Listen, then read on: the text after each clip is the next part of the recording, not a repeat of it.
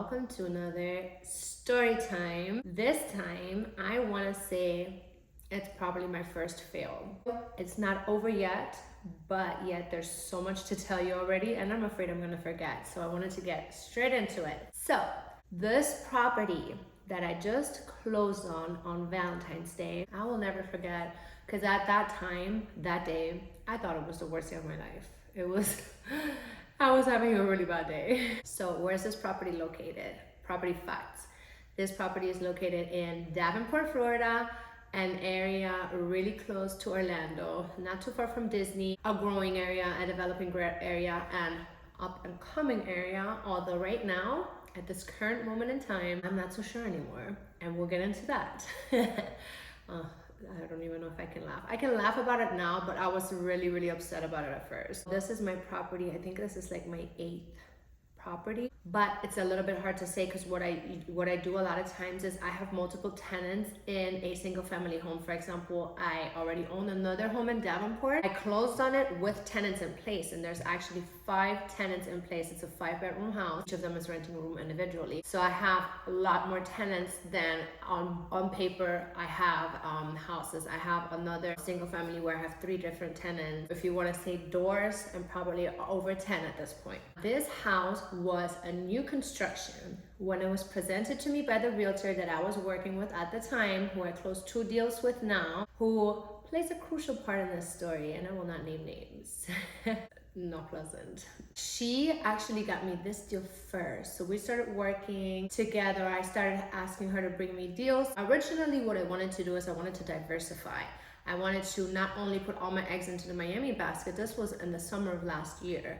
So I was starting to get a lot of properties in Miami. I wanted to diversify, and I heard that Orlando was the highest or the fastest growing market. So I decided to get a little bit into that market, and I wanted to kind of like, not have all my eggs in one basket, which now, I don't know if I regret it. We'll find out. I don't want to speak too soon, but I changed my strategy again to going back to only South Florida right now, because I personally, and this is a personal opinion, you can take it with a grain of salt and you can have your own opinion, which I know a lot of people have different opinions about this. I think Miami is the only market that's good right now. When I say Miami, I mean South Florida. I mean Miami, Broward, maybe even Palm Beach. But what I really know and what I really see compared to now what I've gone through with this is definitely South Florida is far superior. And that is because the rents are way higher compared to the prices that Orlando's now showing. Miami is definitely more competitive just because of the rents. You have to always see, you have to do the rent ratio compared to what you're buying the property for, because I have a certain cap rate that I want to be above, and I have a certain cash flow amount every month that I want to net on top of my mortgage. Which brings me to a terrible problem that I have with this property. It's going to be negative cash flowing, and right now I don't even have a tenant yet, which is a freaking disaster for me. It has to do with a couple of different things. One, I got this property under contract in summer of last year. It was supposed to be finished on Christmas Day last year. It wasn't. It was finished like in February. That's one problem, but not really, because that should have been foreseen already. The market has changed, and in my opinion, from what I saw, it has softened up there. I don't think it's that hot anymore, at least from kind of what I'm feeling and what I'm experiencing with this property. That's terrible compared to if I had bought a Miami property. I would have no issues renting this. 2, the realtor told me the prices of what this would rent, and I blindly believed her. I did some research, but I didn't do too much research, and I was juggling with a lot of different properties, and this one sounded like it would be a no-brainer. But it's looking like it's going to rent for a lot less, and it's going to rent for less that I have it tied up for. And I put a pretty large amount down, so that really sucks. That really sucks. There were a lot of times during this transaction where I could have backed out, and I should have backed out. The signs were there, but yeah, I didn't. So here we are. Currently right now, it's the beginning of March. It's not rented yet. I haven't made my first mortgage payment yet, but I highly doubt that I will be able to cover my first mortgage payment with a tenant, because it's March 8 today, and I'm not sure, because there's a lot of problems right now going on that I'm not even able to even put it on the market yet for rent. Currently with this new realtor, or this new property management that I had to pick, because the second realtor, which we'll get to in a second, also was definitely not a good choice. This property was supposed to be a brand new construction, everything, you know, fancy. The realtor told me there was going to be an Amazon warehouse being built. There was going, like, everybody was moving to this area, such a high end area and just such an amazing property.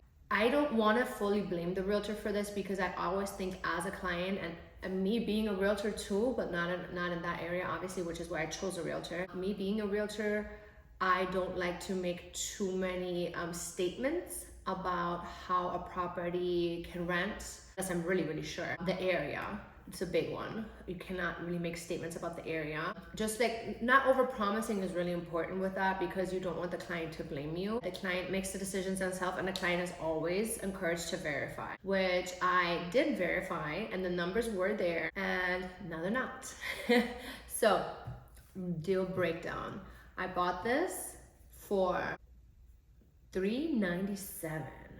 It appraised for $407, which is not terrible, but it's not renting for what I thought it would rent, but that's really what I care about because I see these as long-term investments. This one is not the greatest investment right now. However, also, if I were to just sell it right now, which I was definitely considering, not because I found out about the rent, but also would make no sense. I would have a prepayment penalty because I just closed on a loan, and with the realtor fees and everything, I would just definitely have a loss, which leads me to my new strategy now, which is going to be renting it for less than what my mortgage payment is and incurring a small loss every month for at least the first year. Then I'll probably break even the next year, and then slowly over time this will cash flow, but it's not going to be a good performer. I know that off the bat. The rent projected that we were going to have was $3,500. My mortgage payment, like my monthly for this one, is right around the $2,900 mark, and it's not going to run for $2,900, which really sucks. So yeah, something that sounded really good on paper is not good in reality. And I did not find this out until the day of closing when I drove from Miami to Orlando, tired by myself with the dog in the car. And I pulled up there and it just gave this air of sadness in that community. It's not even completely finished yet, but it looked very empty. And I drove around the block and I saw a bunch of for rent signs, and I called the for rent signs. They sounded really desperate, and theirs was a 5.3 as well, and they were renting it for $2,800, and they sounded like they were desperate to find a tenant. So that's when I knew I was in trouble. I had already told another realtor because I was not happy with the first realtor, but that's for totally different reasons. That's also where things went wrong because this realtor, he definitely way underperformed as far as like what is the basic necessity of what you should do as a realtor. Like, he didn't answer me for several days. He didn't put it on the market for over a week after we signed the contract. So obviously, unfortunately, we had to part ways. Not very amicably, of course, considering the situation. I'm not happy about that. It's another learning lesson. And now I hired a property management company. However, that's the reason why it's not rented yet. The property management company can't go in there until the water's connected, and the water's not connected. I had trouble figuring out which county or which city was supposed to be responsible for the water being connected, and I haven't put them on my insurance yet because there's no reason. If the water's not connected, they can't even do their first inspection. So I have something in place to hopefully help me figure this out. I found a property management company that seems competent so far. I am hopeful that they're gonna find me a tenant soon, but realistically, given the situation, given how the market is, kind of like the feel that I'm getting for it now, is not gonna happen by April 1st. So definitely, okay, so May 1st, if I don't have a tenant on May 1st, I'll come back on here and I'm gonna be panicking. What are other things that went wrong with the transaction besides me not doing my due diligence, not picking the right realtor, but I don't know if that has too much to do with it. After this happened, I will always, when I have my clients moving forward and me moving forward, when I buy pre-construction, really carefully read the contract, because I was assuming that this realtor that I had hired to represent me as the buyer's agent was acting how I would act in a transaction, and I would always make everything 100% sure for my client, and I was definitely too trusting. I just believed everything. Trust but verify. I will always do that in the future. Pick an agent that has the same type of work mentality that you do, because the first agent, I would say where we went wrong is she was, I don't think she intentionally meant harm, but she just really wasn't verifying a lot of the information. I had her represent me in another transaction and something went really wrong there. So I just kind of cut ties with her halfway through the transaction, but that's a whole nother video, and I don't know if I want to talk about that too much. I don't think it's like the best way to go in this situation, but let's just say there were some issues. Ways to avoid that issue in the future for sure. If I ever need another Orlando realtor, I will definitely see if we're on the page as far as like communication style goes, like how often is the realtor going to be communicating with me, how often will they update with me. As the second realtor that I hired after the first one definitely had a really different understanding of what is appropriate, of answering times and just getting back to the client, and what is appropriate as far as like work ethic goes. So that's a big one. If I ever do get a realtor, if I don't get my MLS up there myself, which I'm strongly considering, I would definitely make way wiser choices by picking a realtor. What I really learned from this is you cannot assume that everybody has the work ethic that you do. Just because you work hard doesn't mean everybody else does. So that's definitely what I learned. I guess I expected more from people than they were able, or able was the first one. She was not able to give it to me, and the second one was just not willing to. I'm not sure if he's able. That's to be determined, but not by me. Definitely when you're buying with a builder, which I've noticed now, oh, maybe it's just that builder, they're here and you're here. You think you're the customer and the customer is always right. Oh no, they don't care. They were not willing to accommodate me with a remote closing. They constantly rescheduled. It was okay for them to reschedule, but it was not okay for me to reschedule. They put it on the one day that I had surgery, which was really realistically supposed to be a month after this was supposed to already have closed. This was supposed to close in 2022.